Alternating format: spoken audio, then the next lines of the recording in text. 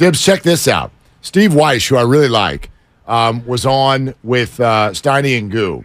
And I think this is one of the questions or statements you hear people make a lot about Brock Purdy. And it's whether or not he is the product of his environment to a degree.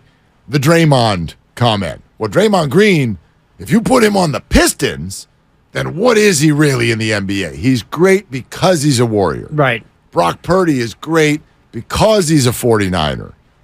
I don't think we're there anymore. I'm not there anymore. Here's what Steve Weiss had to say about it. What about everything he's done makes you think he's not legit? I mean, he got injured, but everything about it, he can deliver the ball. He runs the offense well. I mean, I think he's a real guy. I mean, I don't think he's just a system guy. I think if he went to another team and played a different scheme, he'd be fine. I still think the national feeling is that the Niners are so stacked that they just need a game manager at quarterback. But I think Brock's the type of guy that if you needed him to win a game, if you had to throw it 40 times in a game, he can win it. Now, does he have great talent around him? 1,000%. But I think he's legit. I mean, there's nothing about me that I've seen that makes him think he's going to lose his cool, that he's going to go on some type of four interception game type spree. He just seems like a very legitimate NFL quarterback. I keep feeling like I have to mention this over and over, and maybe because it wasn't a great opponent, wasn't the most memorable game ever. Well, if you're ever behind and you had to throw it 40 times, I think he could do it. He did it. He threw 35 times against the Raiders. Well, it's not 40, but okay, but he threw 35. To the point, yeah. He threw 35 times and was down by 10 and won the football game with 37 points on the board. Last year, he did it. I don't know. I'm struggling with what it is we're sort of waiting for this guy to do. But to me, that's a fascinating point, and it's one that was not lost on a few of us as we watched football last night. Look at these four quarterbacks, okay?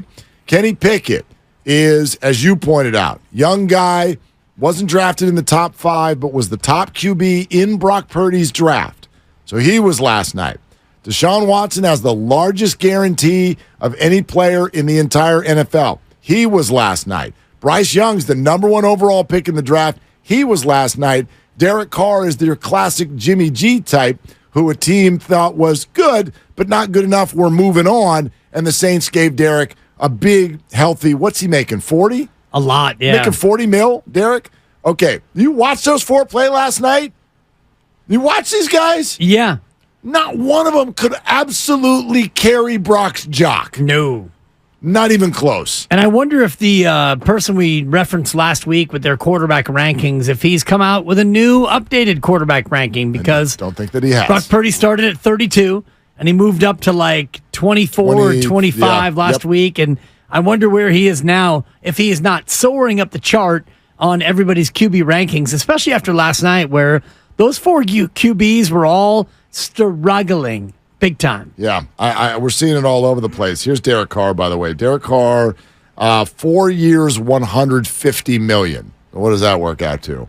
It's 42 and a half, I think, right? 4 years, $150 million. No, it's a little less. Sorry. A little less.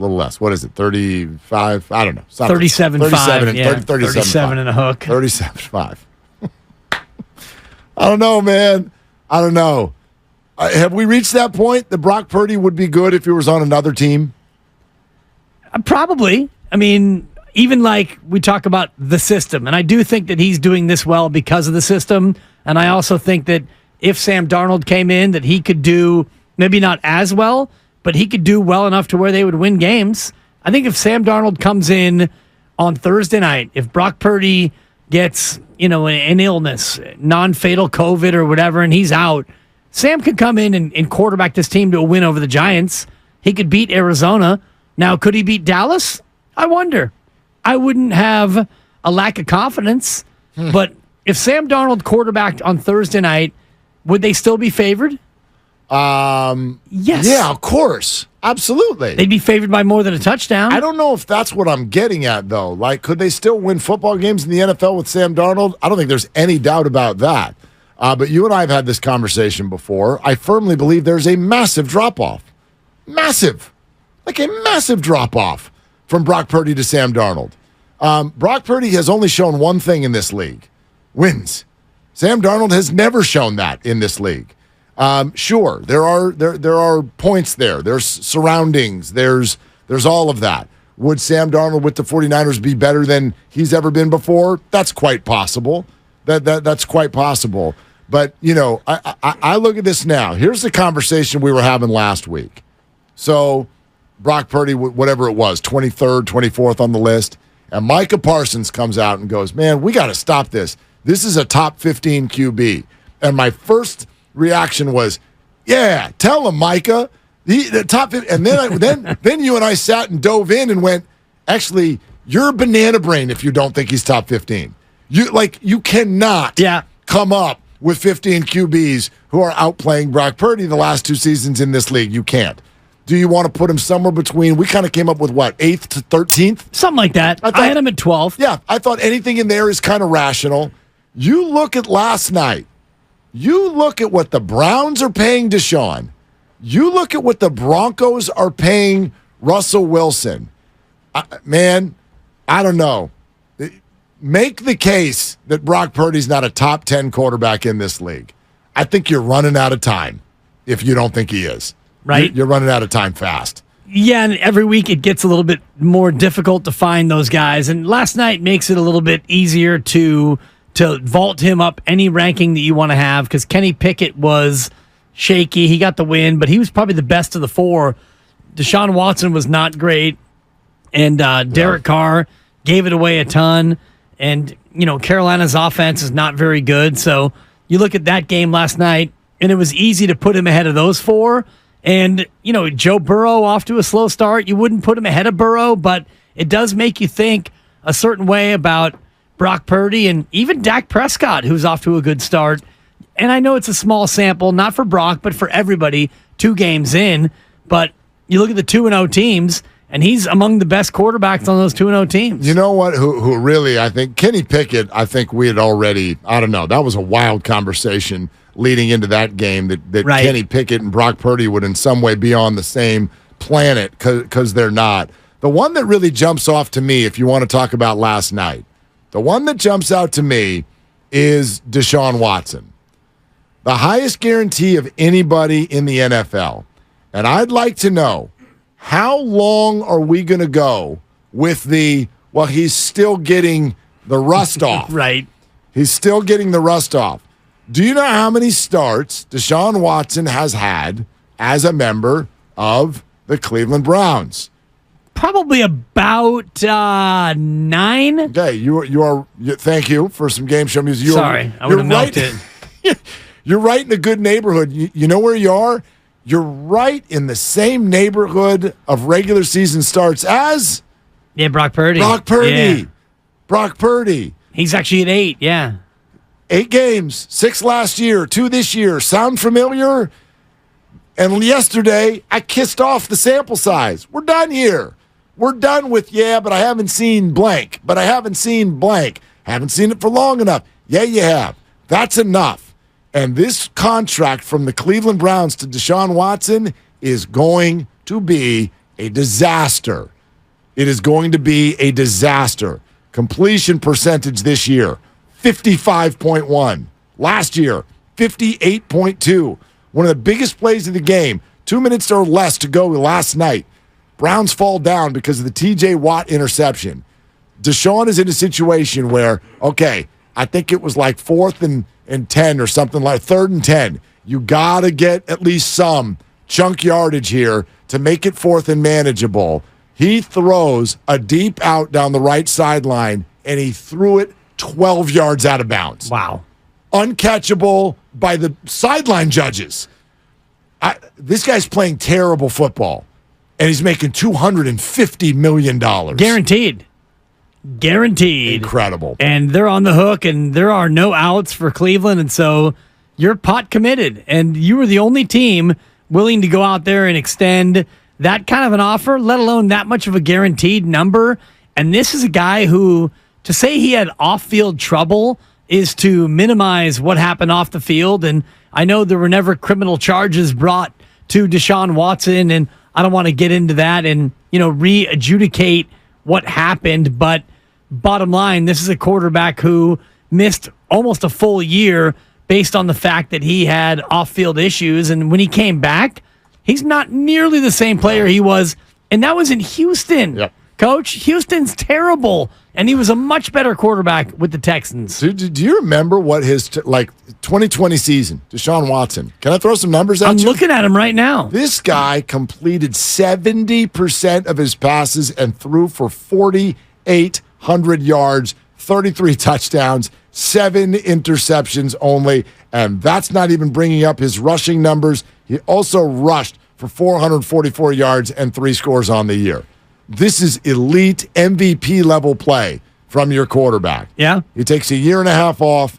Obviously, the whole world views him in a very different way because of off-the-field stuff. He comes and joins the Cleveland Browns for the biggest contract in the history of ever, and it looks like a mess. A complete mess. This is what's out there right now for quarterbacking in the NFL. But for some reason, you still hear a lot of 49er fans who are translating what Brock Purdy is doing into a product of surroundings. I reject it completely because I've never known that to even be a thing in the NFL. It doesn't mean that you can't be better with good coaching and good teammates. I do think your surroundings matter, but they can't produce you. They can't be the reason. They can be helpful. Right. But you don't play well at that position in the NFL unless you're a really good player. That's how I see it. Well, and you don't play poorly unless your team is terrible and or you're not very good. And you look at Zach Wilson, and his team is really good, and he was terrible. So you could look at that after 1 week and say, well, that might be a you problem. And Cleveland, they're not a bad team. This is a good team. This is a team that they got a great defense, but offensively, they should be good enough to stay in games and win games. And 55.1% over 2 games, and coming off a year where he was at 58% completion percentage, that's terrible. You know how you not love, but quarterback rating versus QBR. QBR is the one that takes more things into account. It's kind of the analytics version of quarterback rating, if you will. His QBR this year is 29. It's 29. Wow. His rating is 69. It's awful. And Pittsburgh gets 2 defensive touchdowns. They end up winning the game. It sort of looks like you could sweep it under the rug because the Browns were damn close to being 2-0. But their quarterback play is terrible. It's terrible. And they do have, I think, good coaching, good defense. Amari Cooper, Nick Chubb, gosh, prayers up. But they had good skill position players, and this guy's not getting it done. Joe in San Jose with Willard and Dibs. Doc Pandia in 12 minutes. Hey, Joe, what's up? Thanks for calling. Hey, how you doing? I called yesterday. I was the one who made the comment about Lenore and being in the right place at the right time. Yeah. And after you responded to that, I went back and watched it because, I value your opinion. And you were right. I was wrong. I just wanted to call in and say it wasn't the right place at the right time kind of thing. It was a really good play. Oh, Joe, that's very big of you to do. Solid, Joe.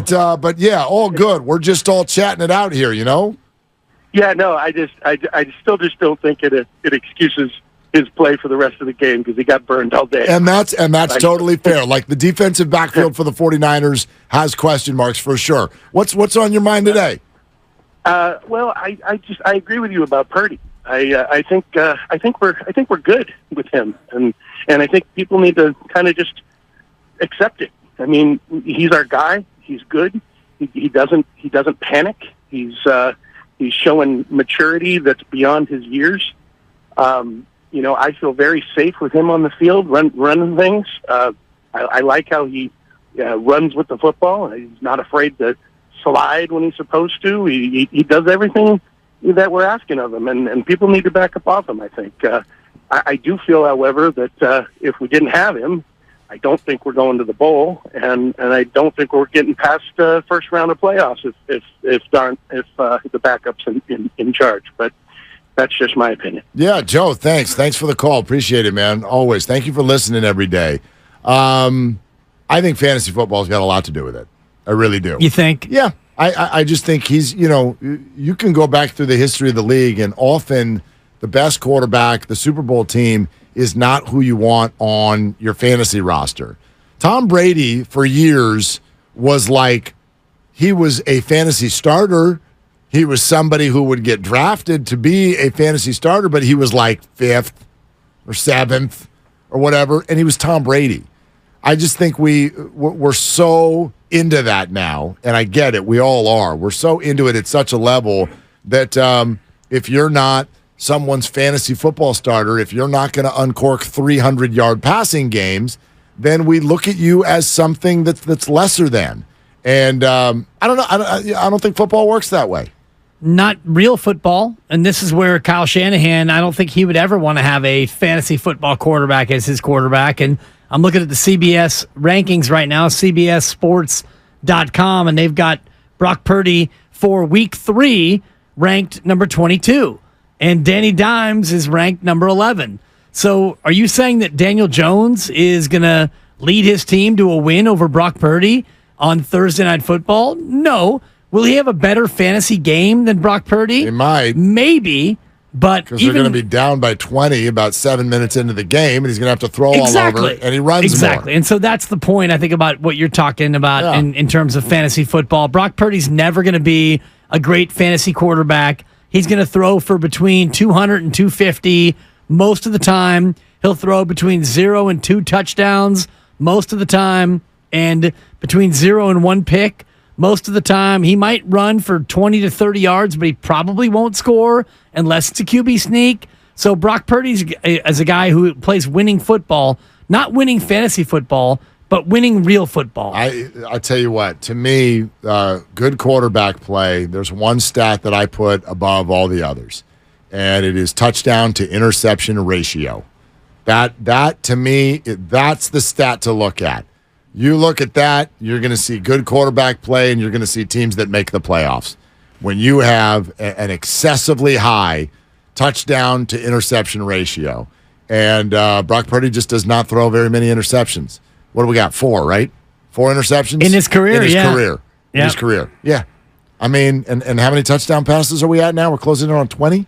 That's about right, I think. I don't have the stats. He's got 2 this year, so I think it would be 20. I think he had 18 coming in. Yeah. So, I mean, that's the deal. You do that, you are winning so many football games. There are 9 QBs who are primary guys who have not thrown a pick, and he's one of them. Dobbs is one. That one's crazy. And Herbert. Herbert's no pick. Playing well. Jordan Love, a 6-0 ratio. Okay. Your guy, Baker Mayfield. And I wonder when you start to get into your Diamador Lenore and start to backpedal on Baker Mayfield. How many more wins will it take before you... Well, what did I say? You've been burying Baker for years. For years? Well, I mean that might be an overstatement. I didn't follow you before, but Baker Mayfield for months. Yeah, you've been burying him. I don't think the Bucs are in a placeholder spot. They don't have a quarterback. Right. So far, so good. He's 2-0, and he's got 3 tuds and no picks. Yeah. So how many points have they scored? Put some respect on his name. They're undefeated. Yes. Dak, no pick, and Brock Purdy. No pick. Gardner Minshew also no pick, but he's a backup. Yeah. He's gotten thrown into both of his games for a minute. Exactly. He might start in week 3 based on the condition of Anthony Richardson. Sounds like it. But anyway, I mean, to your point about Brock, no picks and TD and INT ratio, he is among the league leaders because he doesn't have a pick yet. Yeah, absolutely. And that's, to me, that's the big one. Gosh, you got Pickett, Tannehill. These guys already have Geno and C.J. Stroud also no picks. Both of them, yeah. Do you know off the top of your? Are you looking at it? You know who leads the NFL in interceptions so far this year? I do. You do? Yeah, and he's played almost 2 full games. Say it out loud. Say it out loud. Well, it's a young player who I feel like that you've tried to bury before his time. I ain't trying. He's doing it for me. Zach Wilson.